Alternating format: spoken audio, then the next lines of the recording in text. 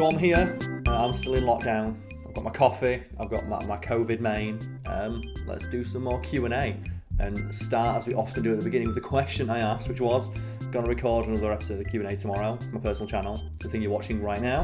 So if anyone has any questions about the channel, now is the time to ask them. Please avoid asking any questions already covered in the last episode, linked below, which if you're watching this video and you haven't seen it is, oddly enough, linked below. And the first question we have is from Fontils. He's having a question mark. He's got a lot of L's and a couple of S's at the end there, saying, what recording, editing, and editing software do you use and capture card? My capture card is an Elgato something 60. I think it's the exact same one that every other streamer uses. My recording equipment for streams and recording videos like these, again, is the same recording equipment as every other streamer. I literally Googled how to stream when I first got into streaming and bought everything it recommended, including Elgato, a Blue Yeti microphone, which I don't want to pick up because I'm recording my audio right now, and a Logitech webcam, the same one you see everybody else have. And for the podcast and things of that nature, I actually bought two of this exact microphone so that myself and Lucas's audio would sound the same. So I bought two and gave one to him. As for recording videos, I don't know the exact stuff used to record videos because I handed that off to Nisha and Brad because they have a degree in film and visual effects. The earliest videos recorded with the camera Brad had, I think it's a Canon D something or other, and then after a couple of years I didn't want to be relying on Brad's equipment, and obviously I wanted him to be able to use his own equipment for his own stuff, so I bought the upgraded version of whatever that is, and the microphones we use are just Marantz mics. Again, I don't know the exact brand, but Nisha advised me on those, and I trust her judgment, so I bought what she advised, and we have those. We're probably due for an upgrade on all of our equipment at the moment, but it works fine.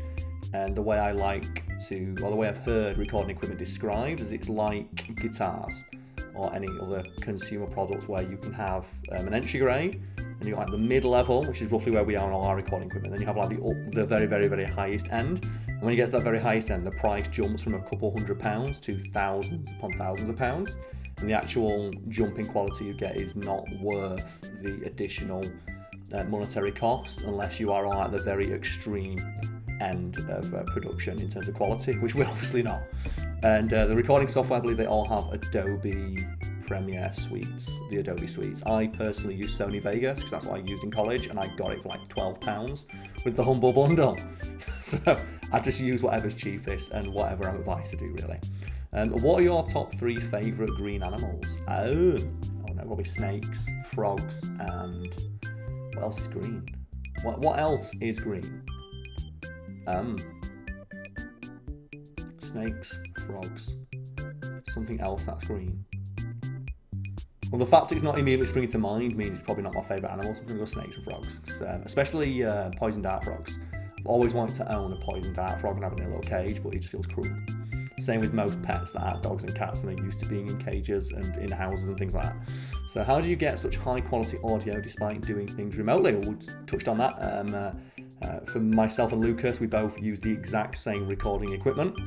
Because I bought 2 sets, and then for myself and Nisha, and also myself and Nisha recording remotely, I have a Marantz mic here. She has the old Marantz mic that we have. So she has that old one, so we can use that. And she also has a microphone of some kind. But yeah, Nisha, Lucas, and Brad are all more than used to fixing audio right now. If anything, my audio is usually the worst because I'm in a big concrete room with minimal soundproofing. I only have like these soundproofing squares I've stuck to every surface I'm able to in my home and the office that I'm recording now, but it's still difficult to fully reduce echo, as you can probably hear right now. What's the most interesting video you've worked on? I understand you make these videos because you find all topics you put to be interesting. What's one that you really love making? Any video where, like, you know, just we all were in the groove. It's hard to think of one that springs to mind. We recorded like 600 in total. But I think the last one that's like really sticks out, one that we were all just in the groove for, was the Wiki Weekends on accidents at Disneyland or Disney World. I don't know the exact title, I'm sure someone in the comments knows what I'm talking about, but we had myself, Lucas and Nisha all in the office before COVID, and we were just on a fucking tear with that one. Just like, you could just feel the energy in the room, and hopefully that translated into the video as well. Next question. What's your favourite colour? I don't really. I flip between. I wear a lot of black, which isn't a colour, and obviously is the generic answer. I like blue as a kid, but now I'm really starting to like red. But then I've noticed that red doesn't exactly suit my very pale skin tone. So yeah, it varies, but I don't so much like colours anymore as the fit and cut of clothing. Like, for example, this t-shirt I'm wearing now, I didn't buy it because it was green, I bought it because it fit very nicely. When would you suggest quitting a job / what is your tipping point? Years of retail strip me of my dignity. So I quite honestly don't know myself at this point. Love the stuff the team puts out. Thank you for the quality videos. Asking me this before COVID, my answer would have been when you've had enough. During COVID, I can't in good conscience advise somebody to quit a job unless they have anything there, just to fall back on. Because, we live in shit times and it's rough for everybody. But my personal tipping point was probably around 8 to 10 years ago at this point, and it's when I was working nights at a bar, which I've probably talked about in videos before. But I worked nights at a bar. I started as a cleaner. I cleaned the toilets. I then was a glass collector and a cleaner. So I still clean the toilets, but also collected glasses. And then I was promoted to supervisor. And when I was a supervisor, it meant I got to collect glasses and clean toilets, but I came in an hour earlier, so I got paid more. Didn't actually get paid anymore, I just got to work an extra hour before and after each shift, which means technically on paper, I was earning more. And then just on one shift, the toilets flooded. And the toilets in the bar I worked at were downstairs in a basement. The toilets flooded, and my boss came up to me and told me that they'd flooded, which had happened a few times before, and we had to go and do what we did in those situations, which was go down with a mop and bucket and put the mop on the floor, soak up all the water and urine, put it into the bucket, and then pour the bucket down one of the working toilets. And that was going to be someone's entire night, because I was a supervisor. I was told I had to tell one of the members of staff to go and stand ankle deep in piss for 6 hours, pouring it down a toilet. And on that evening, we just so happened to have a bunch of new starters. And I argued with my boss, said, look, I'll do it. I will go down. I know what I'm doing. I don't give a fuck.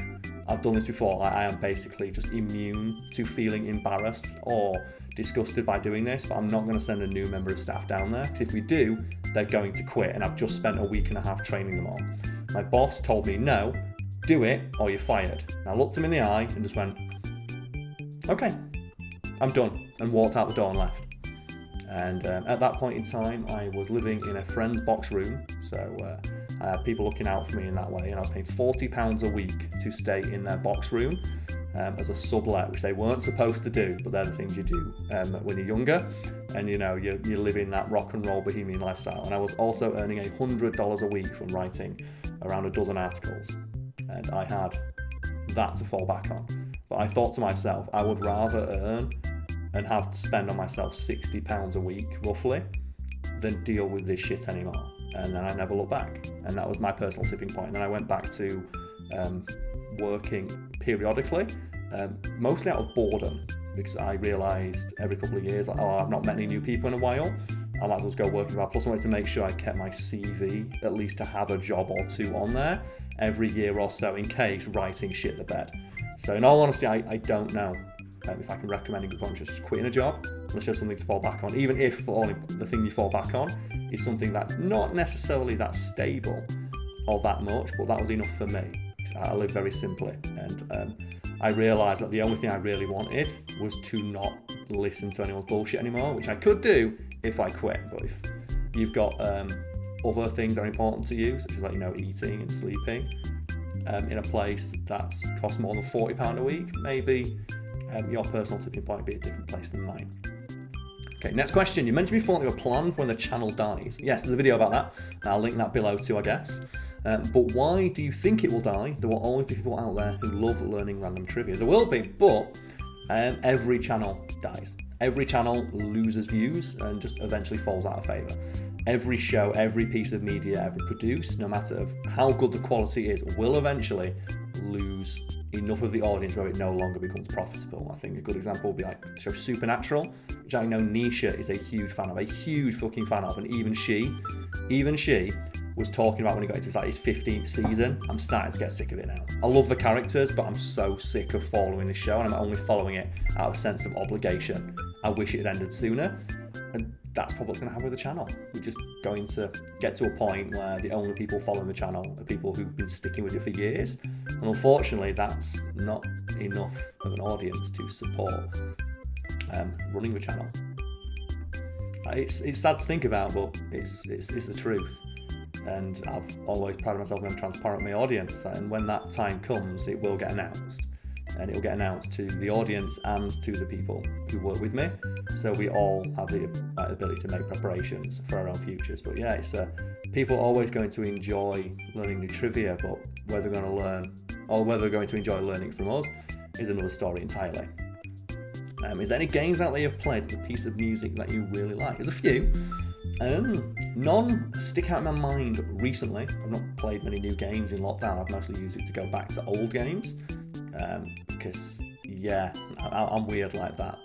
I couldn't be arsed playing anything new because nothing new really came out. But I think the last one was probably Final Fantasy VII Remake, so I'm not really going to blow any hats off with that one. It's fantastic music, and just some of the boss battle stuff, like the big bomber fight at the start, absolutely fucking just knocked my socks. I was playing that shit with headphones on because I was playing it basically from morning till 4 o'clock in the morning. I didn't want to annoy my neighbours, and yeah, shit was hype. Will you watch the Snyder Cut out of curiosity? No. I don't want to give it any monetary support. The Snyder Cut, and indeed all DC movies, a piece of media I describe as, will definitely watch when I'm on a plane. I.e., I will watch when they are the only thing available to pass the time and I don't have to pay for them. Or watch Falcon and Winter Soldier. Yes, I will watch Falcon and Winter Soldier. That's how. Like, the MCU is fun and interesting and weird. The DC Extended Universe is not. What's your opinion on WandaVision? Great. I kind of wish, I guess it's not spoilers by now, that it's not the 50s style I Dream of Jeannie TV show. It actually is something a bit bigger than that.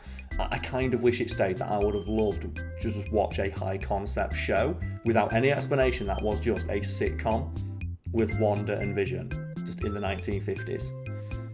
But where it's going at the moment is also quite fun, but I would have just, the selfish part of me just wanted to see Paul Bettany and Elizabeth Olsen just pretending to be 1950s housewives and husbands.